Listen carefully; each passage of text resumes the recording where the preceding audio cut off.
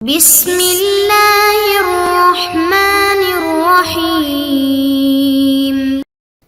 السلام علیکم معزز طلباء کرام، آپ سب کیسے ہیں؟ آج ہم تفسیر بیضاوی کے سبق نمبر 325 کو پڑھیں گے، اور آج کے ہمارے سبق کا عنوان ہے اس آیت سے مستنبط ہونے والے کچھ فائدے۔ آج کے سبق میں ہم یہ ومن فوائد الآیت سے چونکہ پڑھیں گے، اور اس میں اسی حوالے سے زیادہ بحث ہونی ہے کہ اس آیت سے ہمیں کیا کیا فوائد ملے اور کیا کیا سیکھنے کو ملا۔ تو آئیے سب سے پہلے ہم آج کے سبق کی عبارت پڑھ کے اس کا ترجمہ کرتے ہیں، اور اس کے بعد پھر باقاعدہ اس کی وضاحت کی طرف بھی بڑھتے ہیں۔ تو فرمایا کہ وَمِن فَوَائِدِ الْآیَةِ اسْتِقْبَاحُ الْاِسْتِكْبَارِ، اور اس آیت کے فوائد میں سے ایک فائدہ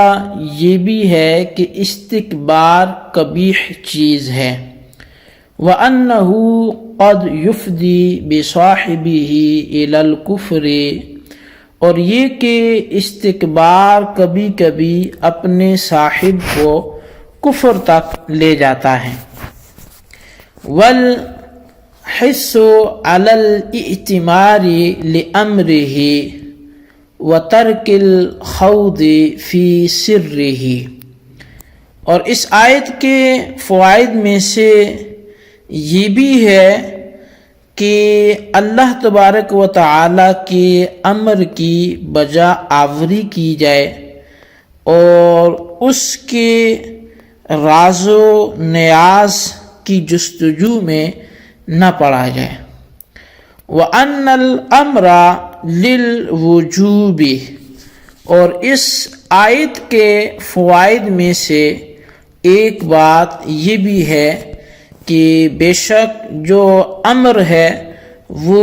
وجوب کے لیے ہے۔ وَأَنَّ الَّذِي عَلَّمَ اللَّهُ تَعَالَى مِنْ حَالِهِ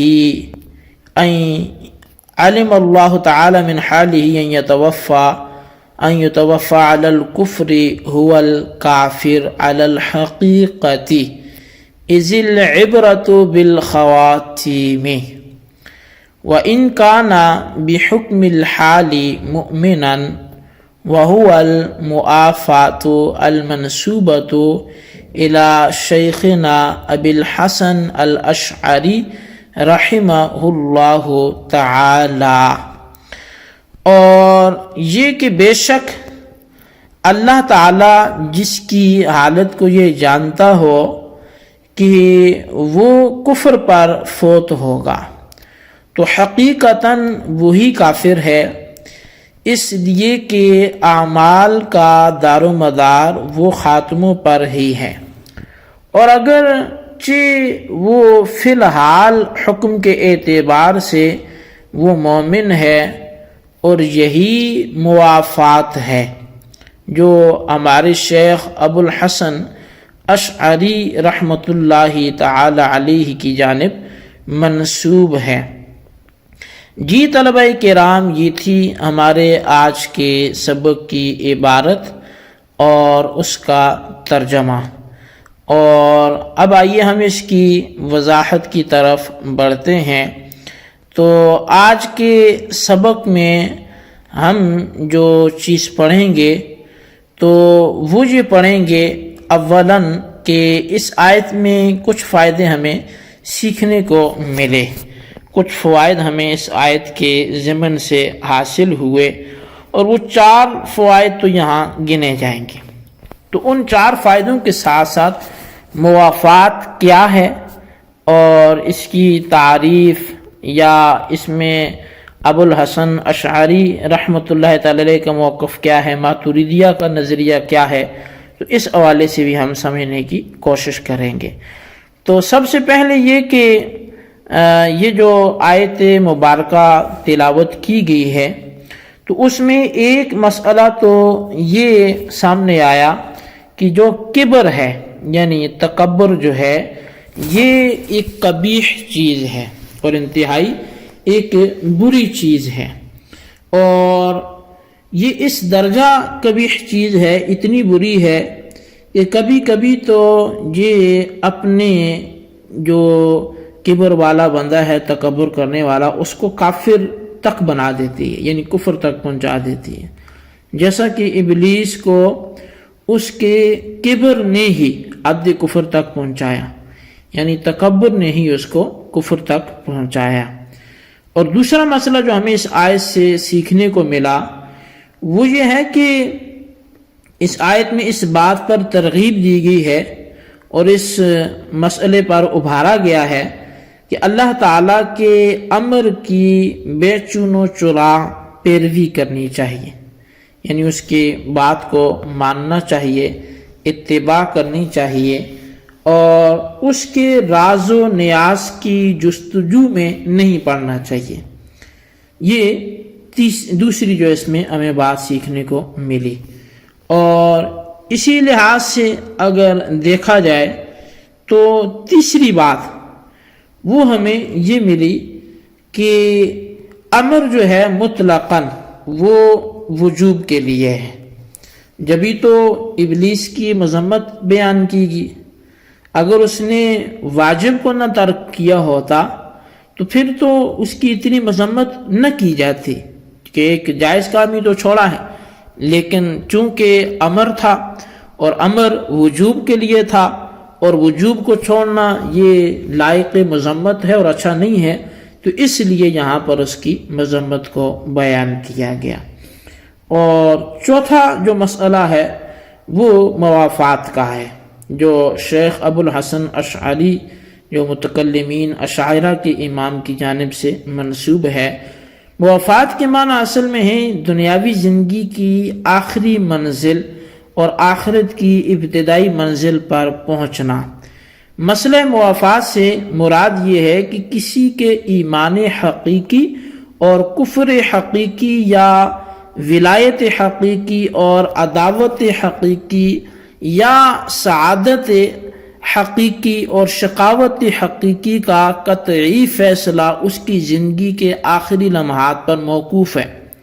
یہی لمحات کسی کی کامیابی اور کسی کی ناکامی کا دار و مدار ہیں، جیسا کہ حدیث پاک میں فرمایا گیا کہ انما الاعمال بالخواتیم، کہ اعمال کا دار و مدار جو ہے وہ خاتموں پر ہے۔ حقیقی مومن وہ ہے جو موت کے وقت ایمان پر قائم رہا ہو، اور حقیقی کافر وہ ہے کہ جس کی موت کفر پر ہوئی ہو۔ اصل سعادت اور کامیابی یہ ہے کہ زندگی کے آخری لمحات میں دامن سعادت ہاتھ میں رہا ہو،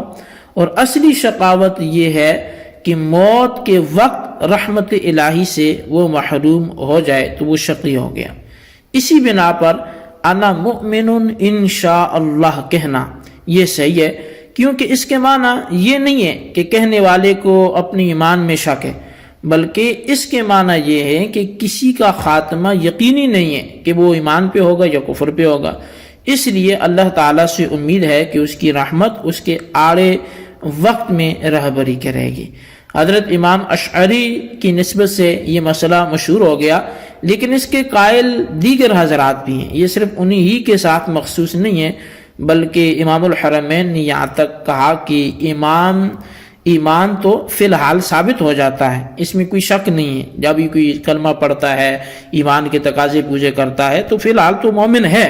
لیکن وہ ایمان جو کامیابی کی علامت اور نجات کا نشان ہے،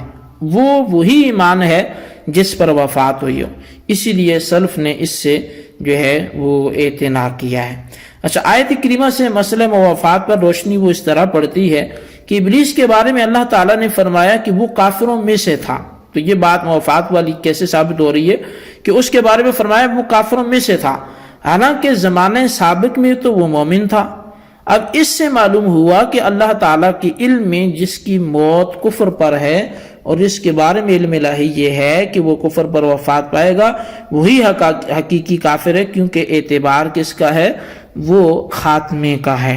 اب یہاں پر حاشیے میں ماتریدی کے حوالے سے لکھا ہے کہ والماتریدیۃ رحمہ اللہ تعالی یقولون یمحو اللہ ما یشاء ویثبت، فيصير سعيد شقيا والشقي سعيدا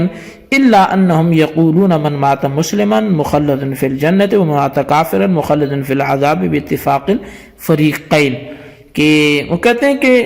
اللہ تعالیٰ جسے چاہے معاف کر لے، جسے چاہے سعید بنا لے، جسے چاہے شقی بنا لے، دنیا میں اچھے اعمال ہو، مرتے وقت اس کا خاتمہ کفر بھی ہو جائے، مگر وہ یہ کہتے ہیں کہ جو مسلمان مرے گا نا تو ہمیشہ جنت میں رہے گا، اور جو کافر مرے گا وہ ہمیشہ جنت میں رہے گا، اور اس میں کسی کا کوئی اختلاف نہیں ہے۔ جی طلبہ کے نام، یہ تھی ہمارے آج کے سبق کی عبارت، اس کا ترجمہ، اس کی وضاحت۔ اس کو اچھی طرح سمجھیں، اس کے خلاصے کو اپنے رجسٹر پر لکھیں، بالخصوص ان سوالات کے جوابات دیں۔ سوال نمبر 1 یہ ہے کہ یہ بات کس جگہ سے ثابت ہوئی کہ امر وجوب کے لیے ہے، اور سوال نمبر 2 یہ مسئلہ مغافات کیا ہے، تحریر کریں۔ اللہ تبارک و تعالیٰ سے دعا ہے جو کچھ ہم نے پڑھا سنوں سے یاد رکھنے کی توفیق نصیب فرمائے، آمین بجاہ نبی الامین صلی اللہ علیہ وسلم۔